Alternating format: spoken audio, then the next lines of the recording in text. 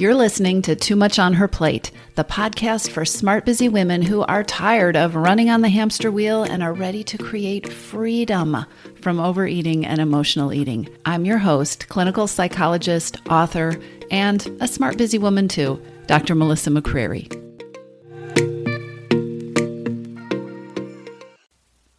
Today I want to talk about one of the most disempowering kinds of overeating, and that is stress eating.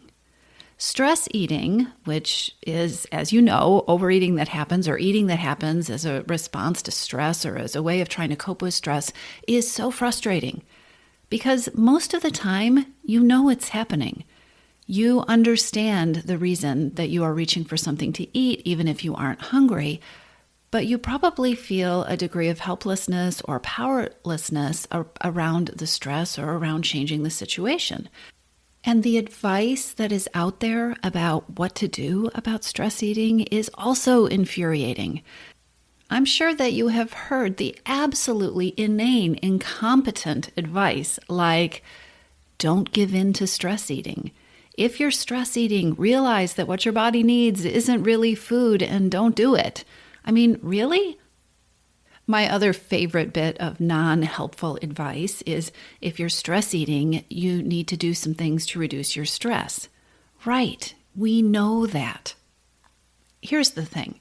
If you want to change stress eating habits, of course you want to minimize your stress. If you want to be a happy person, you want to deal with extreme stress or stress that's getting in the way of you living your best life. We know that.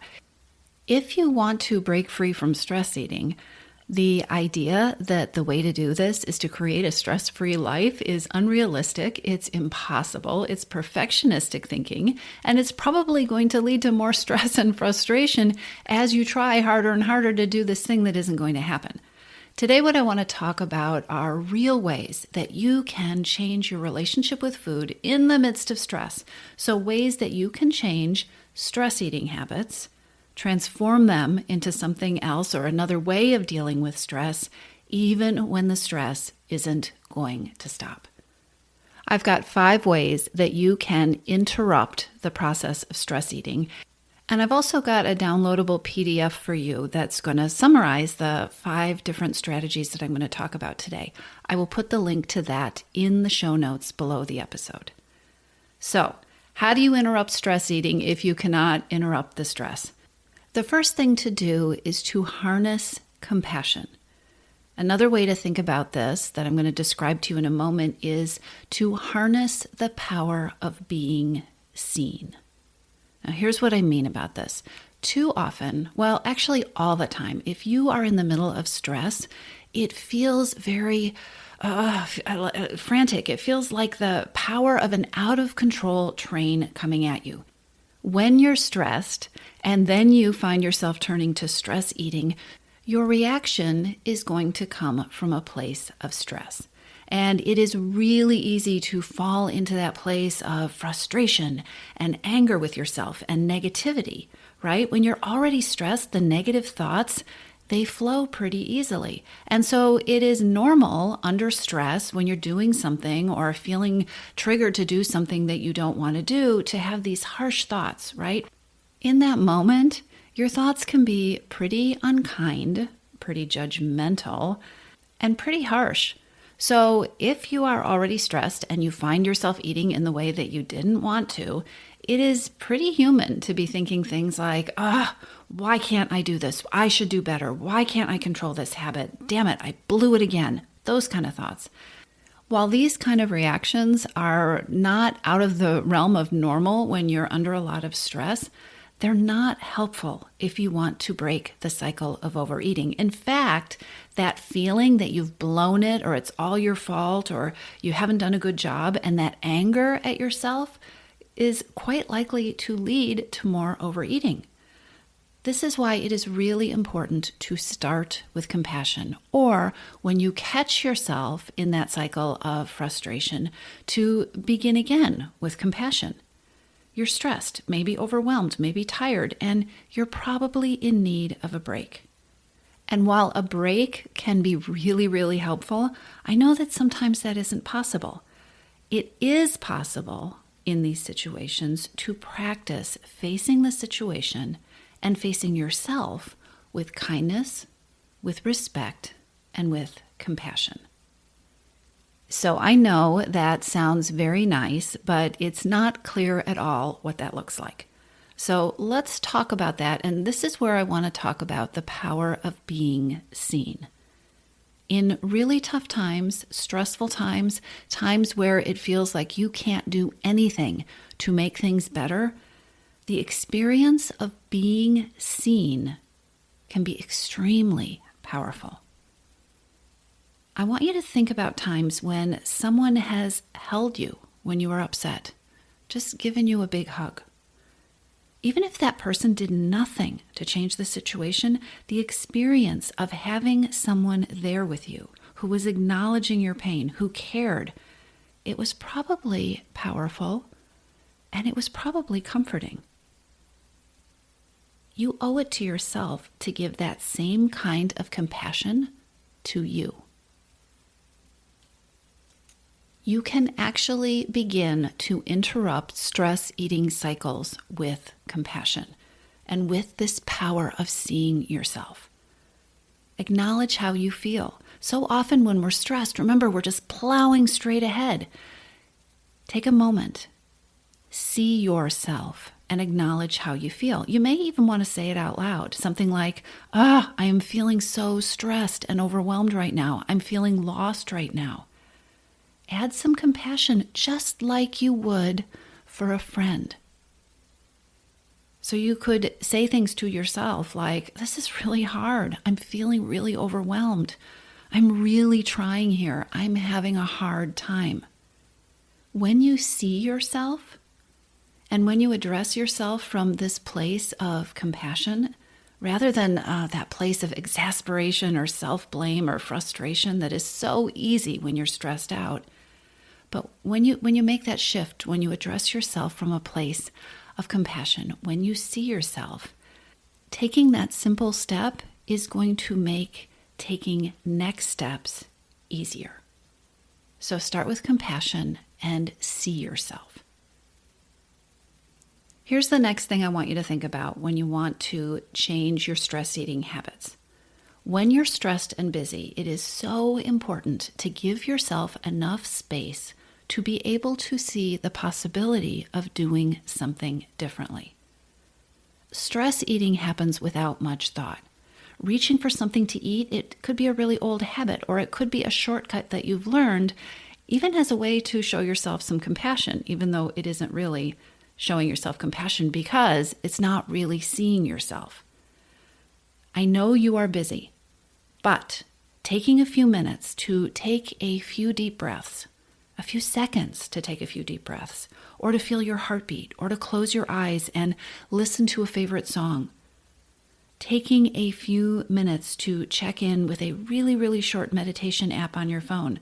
Something like this can be just what you need to help you make a choice that isn't stress eating. Here's another way to think about this. If you don't have any space to feel or to think, how can you do something different? If you don't give yourself just those few seconds to think, to feel, and to make a choice, how can you make a decision to do something different than that autopilot habit that you have done so often before? So give yourself space, just a little bit of space to see what is going on, and enough space to think about doing something different. And this is the point in the podcast where you say, yes, but if I knew something different to do, I would be doing it. I want to introduce you to something that I call the warm blanket strategy. The warm blanket strategy is an example, I'm just going to give you a little piece of it, but it's an example of the kind of strategy work that we do in the Missing Piece program. So Stress eating can feel inevitable because you're in a situation where you don't know what else to do. And, think about stress. You feel overwhelmed. You may feel time crunched. It's hard to do what I just suggested is as the second step, which is to give yourself a breath to think about the possibility of doing something different. But when you do that and your brain is saying, what do I do? What do I do? What do I do? Which is a stress response, and you don't know what else to do, it can start to feel like you're trapped. You might even feel like, I don't have a choice. The only thing I can do in this situation to feel better is to eat. This is when you want to pull out and practice the warm blanket strategy. So I'm going to share this with you. Now, you remember a time when you were little and you got sick. I want you to think about that. You really felt crummy. You were sick, and there was nothing anybody could do, no matter how much they loved you, to make you not be sick. You were sick and you didn't feel good. However, you might have had a parent or someone who cared about you who did little things that made you feel better. Little things that made you feel better, even if they really didn't. Or if you had a little someone that you cared about who was sick and you could not make them unsick, there may be or have been things that you did for that little person that made them feel better, even if they didn't really make them feel better. Meaning they made them feel better, or they comforted them, they soothed them, even if they didn't really solve the problem or make them unsick. Now, I call this the warm blanket strategy because in my family, we had a special blanket that my mom would bring out when we were sick. And when we were sick, we would lie on the couch and you'd get wrapped in that warm, super soft, special blanket. And I remember sometimes when I was really sick and I felt really crummy, but I felt better under that blanket. Even though I was still sick and I had a fever, and I remember one time when I had horrible chicken pox, that warm blanket helped. So if you want to interrupt old habits of stress eating, do not let unstoppable stress trip you up. You may not be able to get rid of the stress, but you can start to develop a list of your own warm blanket strategies.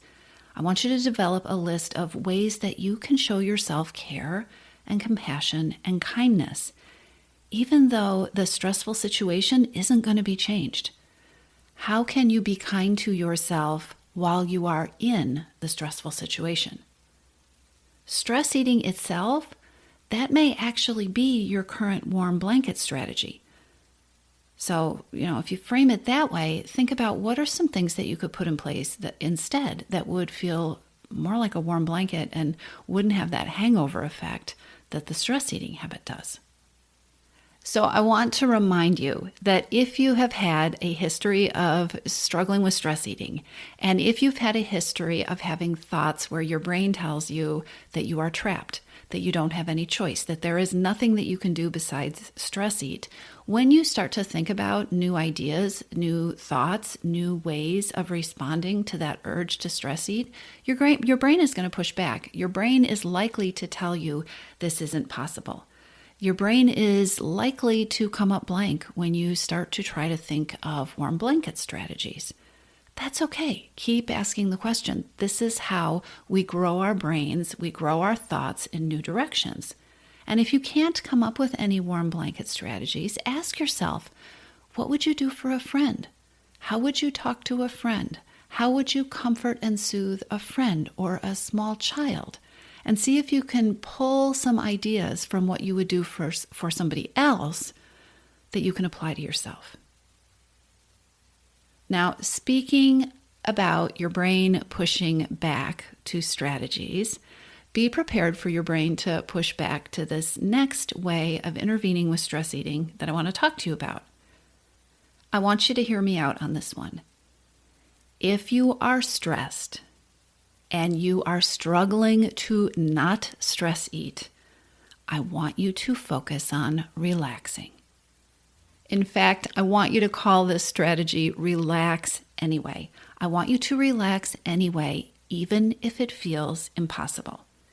And I know this is the point where your mind is screaming, I can't relax, I'm too stressed. This is perfectly normal. And I know that sometimes there is nothing more frustrating than trying to breathe deeply or trying to relax your mind when your thoughts are racing or when your adrenaline is flowing or when your stress is over the top. And so what happens a lot of the time is people try these relaxation techniques. They turn on their relaxation apps or they try their breathing exercise and it feels like it's not working because their mind is working in the opposite direction. And so they give up, they feel defeated, and you might even go reach for something to eat. But here's the thing. To interrupt stress eating, you want to relax. Even if it feels impossible, even if you feel like you are doing the world's worst job of it. And here's why. Your body works like everybody else's body. Your physiology can go in one of two directions. It can be relaxing. This is a physical response. So your body can be on a relaxation trajectory, which means that your breath is slowing down, your breath is deepening, your heart rate is slowing down, your body is relaxing. That's one direction your body can be moving in. Or your body can be growing more stressed and anxious. Shallow breathing, increased heart rate, more body tension. If you're in the middle of stress and if your body is ramping up with that stress response, it makes great sense that in the midst of that experience, trying to relax is going to feel difficult, if not impossible. I mean, I think about it like imagine you've got these gears and they're all moving one way and then you're like, I'm going to just go the other way. And you're trying to back up these gears. You've got this momentum going one way and you're trying to back them up. And that's exactly why you want to relax, even if it feels like you can't, even if it feels like you're doing a really crappy job of it, because it's perfectly okay. What you need to remember, what is so important for us all to remember, is that your body can't move in both directions at once. Anything you do to calm your body down, even if you are doing the worst possible job of it, anything you are doing to calm your body down will move your body away from the direction of becoming more stressed. It will move it away from the direction of becoming more stressed and toward feeling more relaxed, even if it is only the smallest little notch. It's important to remind yourself of that when you try to do the deep breathing, and guess what? You can't take deep breaths because you're actually slowing down an anxiety response or a stress response, that part of which is having more shallow breathing, right? As you start to practice, your breathing is going to get deeper, even if it doesn't feel very deep because it was pretty shallow to begin with. You are reversing the process. You're going from stressing out to relaxing more. It is never a waste of time to try to unwind or to decompress or to relax, even if it's just a little bit. It is a key skill for breaking the stress eating cycle. It is a key skill for taking your power back from the stress reaction in your body, even if you can't change the stressful situation.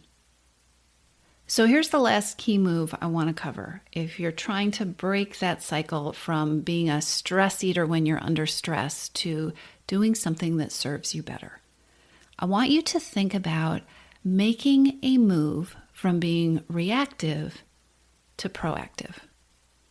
One of the reasons that I put so much emphasis on taking your power back and feeling empowered and embracing your own sense of power is because one of the reasons it is so easy to get stuck in cycles with overeating and emotional eating is that we lose our sense of power. We lose our sense of effectiveness. And there are a whole host of reasons for that.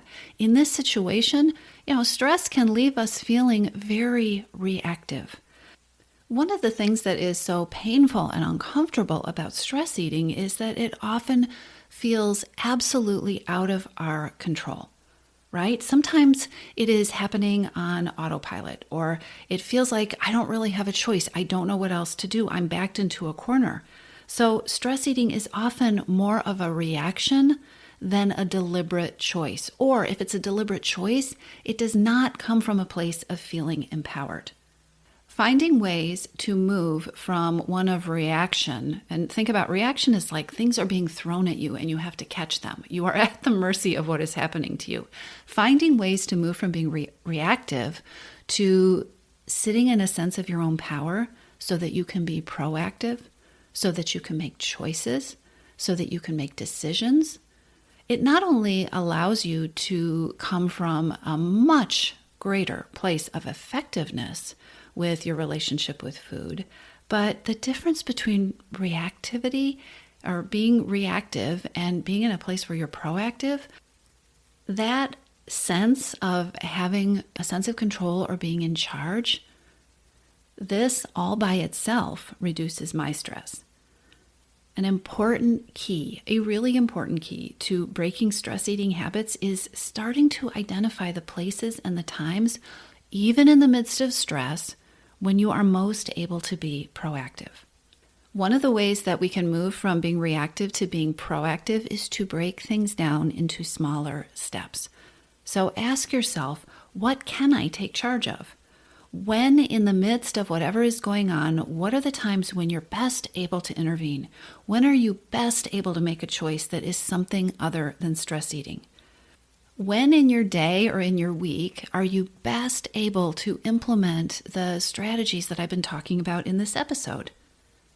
When are the best times for you to come up with some creative alternatives or to put new plans in place? It's easy to feel overwhelmed when you're trying to break a habit that feels so powerful, especially when you are stressed.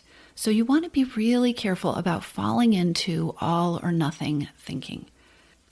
Instead of trying to focus on the whole forest at once, which is overwhelming and stressful for most of us, ask yourself what small piece is something that you feel like you can start with. Or what is the piece that you can tackle today? What is the place in your day where you could feel effective? What is the place in your day where you could take a moment to think about alternatives? What is the place in your day where you could stop and practice compassion? When you focus on making doable choices, small choices that are different from your old patterns, that's when you start to create transformation. That is how you break the cycle. Stress eating is a powerful cycle that is tied up with stress and your thoughts and your beliefs about stress and old ingrained habits. And it takes a moment to create a different kind of cycle. Now, remember, I have a download for you of everything I'm covering today. It is in the show notes, so be sure to go and grab that. Because what you're doing by interrupting the stress cycle is you're building a new, better, more effective cycle for yourself. And it works in a circle too. So you're going to continue to rinse and repeat through these different strategies, and you are always going to start with compassion. Stress eating is a pattern that you can change, and you do not have to create some kind of perfect, unattainable life to be able to do that. So go grab the download in the show notes so you can keep practicing these steps. You don't have to get it perfect. You won't get it perfect. That's okay. You're just going to keep circling through the steps, and if you get stuck or if it feels like it's not working, you circle back to self-compassion. Stress eating is beatable. You do not have to get rid of the stress to break the habit of stress eating, and you can do this. I'll talk to you soon. If you're ready to lose your overeating and emotional eating habits, and you are ready to step into a relationship with food that fits you, one that doesn't rely on willpower and deprivation, then now is the time to join your missing piece. Enrollment is open, and this is the perfect time to join me. Go to toomuchonherplate.com/freedom, or just click on the link in the show notes.